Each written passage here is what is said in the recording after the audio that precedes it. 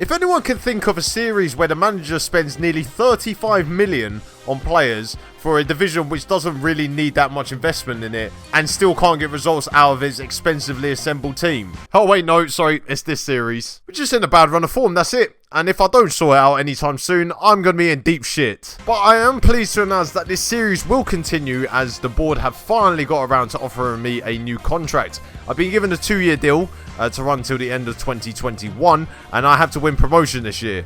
And I mean, the way that we're playing at the moment, I feel like I'm going to be sacked before those 2 years are over. In the last episode, we took on Charlton at home and lost by a goal to nil, which gave us our first defeat of the season in the league, and then proceeded to get ourselves knocked out of the Carabao Cup on penalties at home to Rotherham United.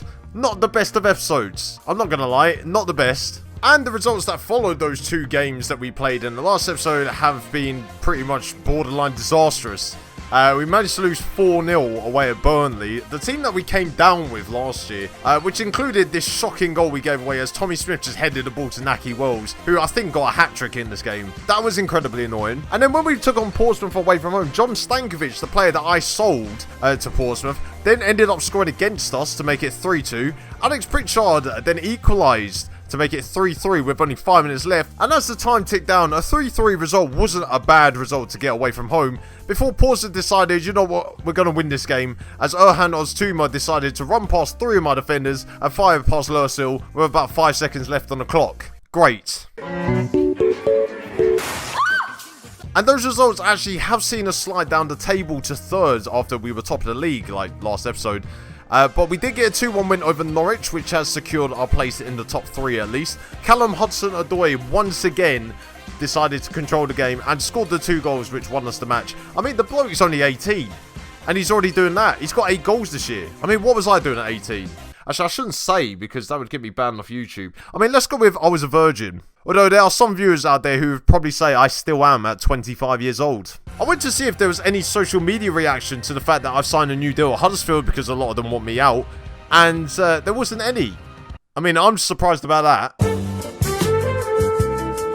Callum Hudson-Odoi's great form in August also saw him get 2nd in Player of the Month, only just behind Danny Loader from Norwich. I mean, Danny Loader got 5 goals and Callum Hudson-Odoi only got 3. I could probably understand why Hudson-Odoi only got 2nd then. One of our targets in the summer was Hal Robson-Kanu, but he was injured, so I couldn't sign him, and he's just gone to Azerbaijan. I mean, why? I mean, saying that, you'd probably want to live in Azerbaijan rather than Huddersfield, wouldn't you?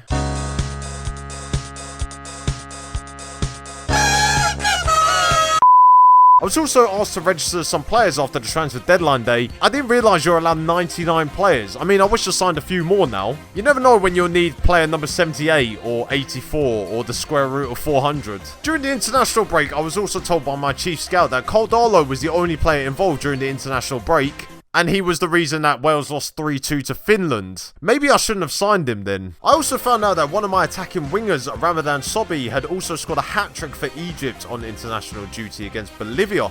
And I thought to myself, maybe he is the man to get us out of this ruts that we found ourselves in. And then he got himself injured for 6 weeks by twisting his ankle. I swear I am the unluckiest football manager alive. Christopher Schindler also thought he'd take it upon himself to question my ability as manager. I mean, I managed to get you a move back to the Premier League. Let's not question my ability now. Now into our game against Birmingham City at home. Now, I've picked 2 teams in this episode who are relegation threatened to boost the morale really and to get us back on track. Although if we do lose to Birmingham City, I might request the chairman just to fold the club. Now I'm sticking with the same team that I played against Norwich in the last match. So Carl Darlow starts off in goal. He has now forced his way into the number 1 spot. The back 4 sees Ben Gibson and Jorgensen partnering in the middle while Lerver and Smith play on the wings. I mean, I spent 17.5 million on Ben Gibson. I really should be playing him week in, week out. We've gone with a midfield 3 again, and Sergio Gomez is playing in a deeper line position as an advanced playmaker, with Alex Pritchard playing as the number 10. And finally, up front is Raul de Thomas, who is supported by Kachunga and Hudson-Odoi.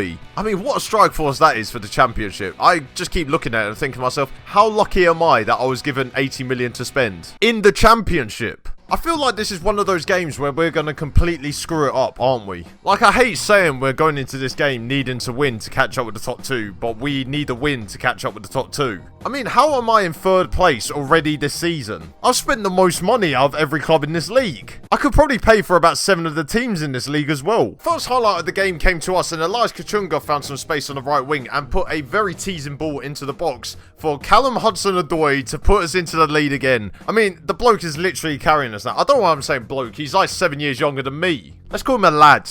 The lad is carrying us to glory. I mean, that makes me sound even older. Also, some very debatable goalkeeping from Thomas Kuszczak. And that early goal did spark the game into life, as Sergio Gomez also was unlucky with a shot that was 25 yards out, which hit the post. And then some good play from Alex Pritchard down the left-hand side. Saw him cross the ball in the box for Yak Magoma to put the ball into the back of his own net to give us a 2-0 lead already. I mean, we scored 2 goals in the first half. I can't remember the last time that's happened. Actually, I don't think that's actually ever happened on this series so far. Some more fantastic play by Hudson-Odoi found Elias Kachunga, who hit the post from an easy angle. I mean, how the fuck has he done that? And if you thought that Hudson-Odoi was finished there, he had a shot which just went past the post.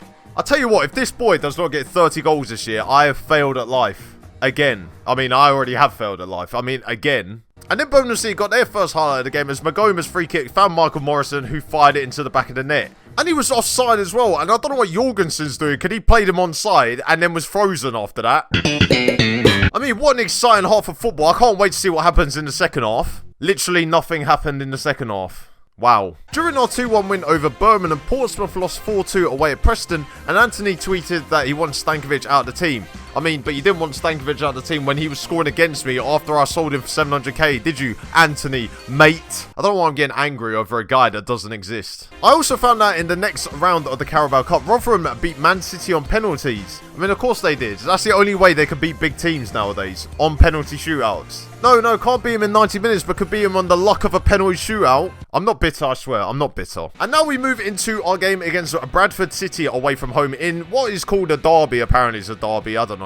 Yorkshire derby, West Yorkshire derby. What derby is it? Can someone explain it to me? But the team is still pretty much the same from the last match against Birmingham City, except the difference is that Sordell is on the bench rather than Nick Powell. Chris Brunt still can't get into the team, unfortunately, because Callum Hudson-Odoi is in great form. But if you gave me the choice on a player that is scoring so many goals for me at the moment, or Chris Brunt, I would probably pick Chris Brunt every time. That doesn't explain my team selection, though. Well, I just got to check my notes here, because I think Bradford are currently bottom of the league, and they haven't got a single win this season. I mean, we all know where this is going. And I've somehow given myself a paper cut putting my notes back, so... Has anyone got a plaster I could borrow? And so it proved after 2 minutes, David Wheeler had a free kick from 30 yards out and put it right in the top corner. I would just like to point out as well that I sat here for a good 5 minutes contemplating what to do now. After about 10 minutes on the clock, we did fashion our first chance of the game, and Danny Williams laid it off for Callum Hudson-Odoi, who once again put the ball in the back of the net. Is he the best player ever to play for Huddersfield? I mean, can anyone tell me a bigger Huddersfield legend than Callum Hudson-Odoi, the bloke that's only been here for 2 months? Sorry, I meant lads, not bloke. I keep meaning lads. Elias Kachunga then got a chance after 25 minutes as he cut inside the right wing, ran towards the Bradford goal, and then slotted the ball home from 20 yards out. Oh, would you look at that? Bradford are going winless again. And I love to see it. Although I don't know where this hatred for Bradford has come from. And once again, we were winning 2-1 at half-time. I mean, this is the most exciting this series probably will ever become. And you can hear it in my voice how excited I am. I mean, I really should turn down the volume because the neighbours will probably get pissed off with how loud I'm speaking into this microphone. After about 15 minutes into the second half, I sent on Marvin Sordell for Raul de Thomas. And then about 5 minutes later, Danny Williams hit a long ball over the top for Marvin Sordell to run onto it. And one-on-one with the keeper, fired it into the back of the net to give us his first goal. Sordelino. Sordell then put the ball into the back of the net again, but it was disallowed for offsides. I mean, the assistant referee has robbed him there. It was marginal at best. And that concluded the game. 3-1 over Bradford. Light work. Actually, maybe next time I'm going to pick teams at the top of the table rather than at the bottom, so I just keep winning in the series. Attitude. Pop it like it's hot. Pop it like it's hot. Pop it like it's hot. I got the rollie on my arm and I'm pouring Sean down and I'm all the best weed cause I got it going on.